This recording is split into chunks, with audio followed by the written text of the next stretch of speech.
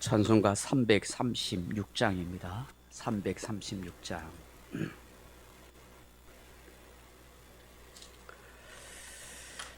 환난과 핍박 중에도 성도는 신앙 지켰네. 이 신앙 생각할 때에 기쁨이 충만하도다. 성도의 신앙 따라서 죽도록 충성하겠네.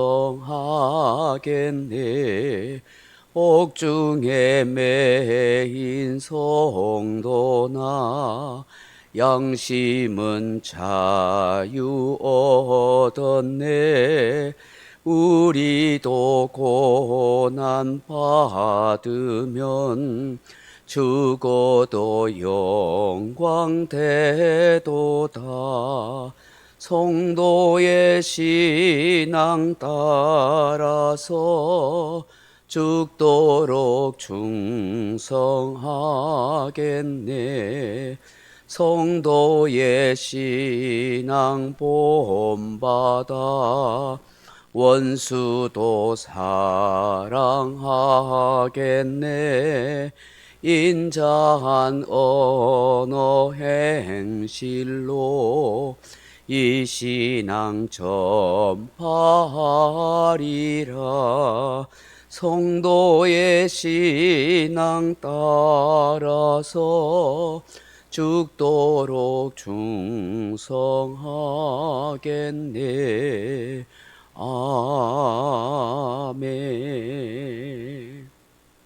하나님 말씀은 히브리서 10장 30절에서 35절 말씀으로 같이 읽겠습니다. 히브리서 10장 30절에서 35절 말씀입니다. 원수 갚는 것이 내게 있으니 내가 갚으리라 하시고 또다시 주께서 그의 백성을 심판하리라 말씀하신 것을 우리가 아노니 살아계신 하나님의 손에 빠져 들어가는 것이 무서울진저 전날에 너희가 빛을 받은 후에 고난의 큰 싸움을 견뎌낸 것을 생각하라. 혹은 비방과 환난으로서 사람에게 구경거리가 되고 혹은 이런 형편에 있는 자들과 사귀는 자가 되었으니 너희가 갇힌 자를 동정하고 너희 소유를 빼앗기는 것도 기쁘게 당한 것은 더 낫고 영구한 소유가 있는 줄 알미라. 그러므로 너희 담대함을 버리지 말라. 이것이 큰 상을 얻게 하느니라. 아멘. 사랑하는 성도 여러분, 우리가 성경을 읽다 보면 항상 두 종류의 사람이 등장하는 것을 보게 됩니다.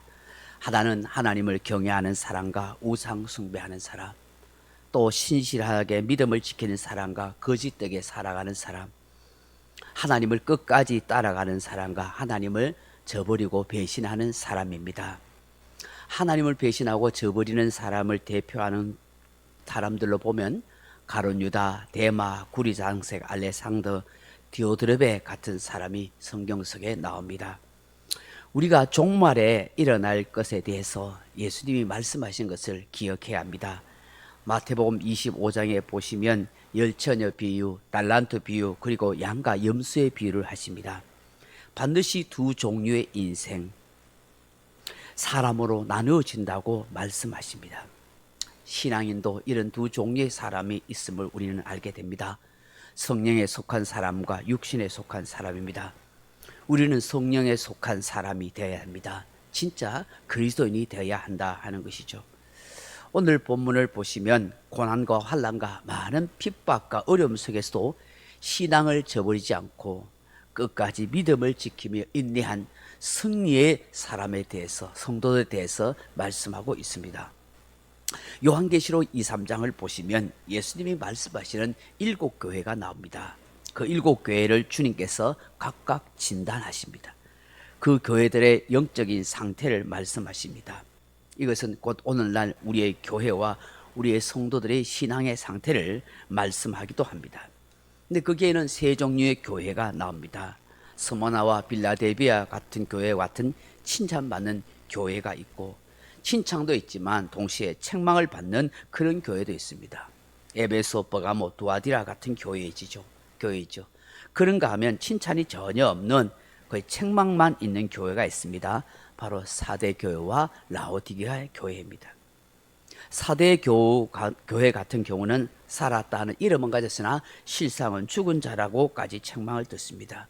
그런데도 그 사대 교회에서도 몇 명은 신앙의 순수함, 참된 믿음을 지킨 생명 있는 그리스도인이 있다고 말씀합니다. 우리는 어느 편에 속해야 해야 합니까? 어떤 교회가 되어야 합니까? 우리가 마지막 시대를 살아가면서 우리 자신들을 한번 심각하게 진단해 볼 필요가 있습니다. 주님께서 이 모든 7교회에 공통적으로 하시는 말씀이 있습니다. 다 긍휼히 여기시고 사랑하신다는 것입니다. 한결같이 하시는 말씀이 있습니다. 이기는 자가 되어라고 하십니다. 이기는 자가 될 때에 하나님이 놀라운 약속의 축복을 말씀하고 있습니다. 기 있는 자는 성령이 교회들에게 하시는 말씀을 들으라, 그렇게 말씀합니다. 우리의 신앙생활은 이기는 자가 되어야 합니다. 지거나 패배하면 많은 고통이 따릅니다. 시험을 이기게 하고 유혹을 이기게 하는 것은, 죄를 이기게 하는 것은 우리가 아름답게 신앙생활을 잘하고 하나님 앞에 담대하게 서기 위함이요, 하나님의 영광과 하나님의 복을 누리는 인생이 되기 위함인 것입니다. 그래서 여러 가지 시험이 올 때 그 시험들을 이기려고 애를 써야 되고, 유혹과 죄와 내 자신과 혈기와 감정과 모든 생각들을 이기도록 애를 써야 합니다. 이거야 복되고 하나님의 약속을 누리는 인생이 되기 때문입니다. 본문으로 돌아가 보시면 30절로 31절의 말씀이 무엇이겠습니까? 이 말씀은 신명기 32장의 말씀을 인용한 것인데, 배교자에 대한 하나님의 심판이 어떠한 것인가를 말씀하고 있습니다. 하나님을 대적하고 하나님의 백성들을 괴롭히고 그리고 하나님을 저버린 사람들에 대해서 하나님의 심판이 무시하다고 말씀합니다. 또한 이러한 것에 대해서 하나님이 원수 갚는 것이 있다라고 그렇게 말씀하십니다. 핍박을 주고 고난을 주고 환난을 준 자들에게 대해서는 하나님 반드시 그 원수를 갚으신다. 그렇지만 배교하는 자, 배신하는 자에 대한 하나님의 심판 또한 있다라고 말씀하는 것입니다. 무엇을 말씀하는 것입니까? 어떤 시련과 고난과 환난과 핍박이 있어도 그것을 잘 참고 이기는 자가 되어라. 원수들에 대해서는 하나님이 반드시 그들을 심판하고 그 원수를 갚으실 것이다. 그렇게 우리에게 말씀하는 것입니다. 사도 야고보는 야고보서 5장 11절에 이런 말씀을 하십니다. 보라, 인내하는 자를 우리가 복되다 하나니 라고 말씀합니다. 신앙생활을 하루 이틀 하고 마는 것 아닙니다. 늘 마라톤과 같이 오랫동안 경주해야 할 삶인 것입니다. 끝까지 완주하는 것이 필요합니다. 고난도 어려움도 모든 환난도 이겨내는 것이 필요하다는 것을 말씀합니다. 주를 바라보고 믿음을 지키다가 어떤 일이 발생한다고 말씀합니까? 오늘 본문에 보면 비방과 환난을 당하고 사람들에게 구경거리가 된다고 말씀합니다. 예수 믿기 때문에 때로는 왕따를 당하고 핍박과 수치와 모욕을 당할 때도 있습니다. 지금도 마찬가지입니다. 이러한 것을 잘 참아내야 한다는 것이죠. 둘째는 소유를 다 빼앗길 수도 있습니다. 예수 믿는다는 이유로 여러 가지 경제적인 억압을 당하고 재물을 빼앗기거나 또한 가진 것을 다 잃어버리는 그런 수가 있기도 합니다. 이런저런 고난과 괴로움을 다 겪게 된다는 것이죠. 그럼에도 불구하고 참 신앙의 사람은 어떻게 살아가야 한다고 말씀합니까? 갇힌 자를 동정해야 한다고 말씀합니다. 34절에 보면 너희가 갇힌 자를 동정하고 라고 말씀합니다. 예수 믿다가 어려움을 당하고 구속을 당하고 감옥에 가는 죄수 아닌 죄수가 되어 있는 그 성도들을 긍휼히 여기고 그들에 대하여 같은 마음을 품을 수 있도록 하라는 것이죠. 그것이 진정한 그리스도의 형제애다라고 말씀하는 것입니다. 그리고 영구한 소유가 있음을 알고 살아가라고 말씀합니다. 너희 소유를 빼앗기는 것도 기쁘게 당하는 것은 더 낫고 영구한 소유가 있는 줄 알미라, 그렇게 말씀합니다. 여기 영구한 소유는 무엇입니까? 바로 천국을 소유하고 영생을 소유하는 것입니다.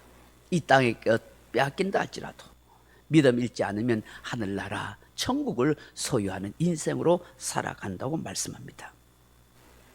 그러하기 때문에 오늘 본문의 35절에 보면 울고 통탕하라고 말씀하지 않습니다. 담대함을 버리지 말라고 말씀합니다. 이게 담대함이란 원어로 파울레시아 하는 말인데 확신, 용기를 가지다 하는 뜻입니다. 용기와 확신을 가지고 살아가라는 것입니다. 천국이 나의 소유라는 그런 확신과 믿음을 갖고 살아가라는 것입니다. 그렇게 될 때에 큰 상을 얻게 된다고 말씀합니다. 오늘 이 말씀을 잘 새기면서 우리가 신앙생활을 해야겠습니다. 주님, 온갖 비난과 수치와 핍박을 잘 인내하는 성도가 되게 해 주옵소서. 이기는 자가 되게 해 주옵소서. 고난당하는 다른 아픔과 상처가 있는 성도를 긍휼히 여길 수 있는 마음을 갖게 해 주옵소서. 천국에 영원한 기업이 있음을 기억하고 담대하게 신앙생활을 할 수 있도록 도와주옵소서. 그렇게 기도하는 저와 여러분 되기를 주님의 이름으로 축원합니다. 각자 기도하시다 돌아가시기 바랍니다.